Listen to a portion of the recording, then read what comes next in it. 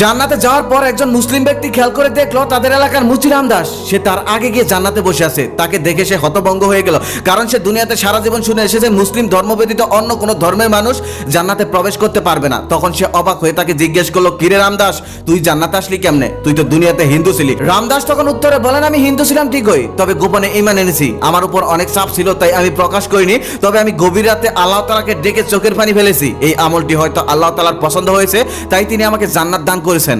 জাহান্নামে প্রবেশ করার পর এক ব্যক্তি কিছুদূর যাওয়ার পর দেখলো দুনিয়ায় থাকা এক বিশাল হুজুর সে জাহান্নামের আগুনে পুড়ছে। লোকটি তখন অবাক হয়ে জিজ্ঞেস করলো, হুজুর আপনি জাহান্নামে কেন? আপনি দুনিয়া থাকতে আমাদেরকে পরামর্শ দিতেন আর সেই অনুযায়ী আমরা কাজ করতাম, আর আজকে আপনি জাহান্নামের আগুনে পুড়ছেন কেন? হুজুর তখন উত্তরে বলেন, আমি সবাইকে উপদেশ দিতাম ঠিকই, তবে আমি অনেক আমল করতাম না। আমি দুনিয়ায় থাকা অত্যাচারী শাসকদের সাথে হাত মিলিয়ে ইসলামের 12টা বাজিয়েছিলাম। অত্যাচারী শাসকদের দালালি করে তাদের ক্ষমতায় বসিয়েছিলাম, এই জন্যই হয়তো আজকে আমার এই অবস্থা। তারপর লোকটা আরো একটু সামনে গিয়ে দেখলেন দুনিয়ায় থাকা অনেক বড় একটি সেলিব্রিটি সে জাহান্নামের আগুনে জ্বলছে। তখন সেই লোকটা অবাক হয়ে তাকে জিজ্ঞেস করলো, আপনি জাহান্নামী কেন? আপনি তো দুনিয়াতে অনেক বড় সেলিব্রিটি ছিলেন, আপনার পোস্টে লাখ লাখ লাইক পড়তো, আপনার মিলিয়ন মিলিয়ন ফলোয়ার ছিল, আপনার পোস্টগুলো খুবই শিক্ষণীয় ছিল, মানুষের কাজে লাগতো, তাহলে আপনি জাহান্নামের আগুনে পুড়ছেন কেন?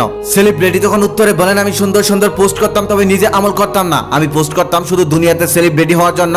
দুনিয়াতে আমি অনেক কিছু হয়েছিলাম, তবে এখানে আমি শূন্য, এখানে আমার কিচ্ছু নেই, তাই হয়তো আমার এমন অবস্থা। লোকটা আরো কিছু দূর গিয়ে দেখলেন একটা মেয়ে জাহান্নামের আগুনে পুড়ছে। তখন সে অবাক হয়ে তাকে জিজ্ঞেস করলো, আপনি জাহান্নামের আগুনে পুড়ছেন কেন? আপনি তো সবসময় ফেসবুকে ইসলামিক পোস্ট করতেন, পর্দা করে ছবি আপলোড দিতেন, ছেলেদেরকে ইনবক্স থেকে দূরে থাকতে বলতেন। মেয়েটি তখন উত্তরে বলল, আমি ইসলামিক পোস্ট করতাম ঠিকই, তবে নিজে মানতাম না। আমি ফেসবুকে পর্দা করতাম ঠিকই, তবে বাস্তবে পর্দা করতাম না। আমি ইনবক্স থেকে ছেলেদের দূরে থাকতে বলতাম এই জন্য যাতে তারা আরো বেশি আমার প্রতি আকৃষ্ট হয়। তবে আমার পার্সোনাল ফেসবুকে অসংখ্য ছেলে বন্ধু ছিল, তার কারণে হয়তো আজকে আমার অবস্থা এমন হয়েছে। তারপর সেই জান্নাতের ব্যক্তিটি আরো কিছু দূর গিয়ে দেখলেন দুনিয়াতে থাকা এক ডাকাত সে জান্নাতে গিয়ে সুন্দর বসে আছে। তখন সে হতভঙ্গ হয়ে ডাকাতকে জিজ্ঞেস করলো, তুই তো দুনিয়াতে থাকতে অনেক বড় ডাকাত ছিলি, তুই কি করে জান্নাতে প্রবেশ করলি? ডাকাত তখন উত্তরে বলেন, আমি দুনিয়াতে ডাকাত ছিলাম ঠিকই, তবে সবসময় আমার ভিতরে অনুশোচনা ছিল।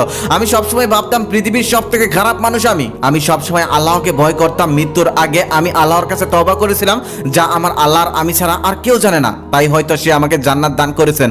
আবার জাহান্নামে প্রবেশ করা সেই ব্যক্তিটি দেখলেন দুনিয়ায় থাকা এক ইমানদার সে জাহান্নামের আগুনে দাউ দাউ করে পুড়ছে। তখন সে তাকে জিজ্ঞেস করলো, আপনি তো দুনিয়াতে ইমানদার ছিলেন, তাহলে আপনি কেন জাহান্নামের আগুনে পুড়ছেন? লোকটি তখন উত্তরে বলেন, আমি দুনিয়াতে ইমানদার ছিলাম ঠিকই, নামাজ কালাম সবকিছুই করতাম, তবে মৃত্যুর আগে আমি একটা খারাপ কাজে জড়িয়ে পড়ি। ঠিক সেই মুহূর্তে আমার মৃত্যু হয়, যার কারণে মহান আল্লাহ তাআলা আমাকে জাহান্নাম দিয়েছেন।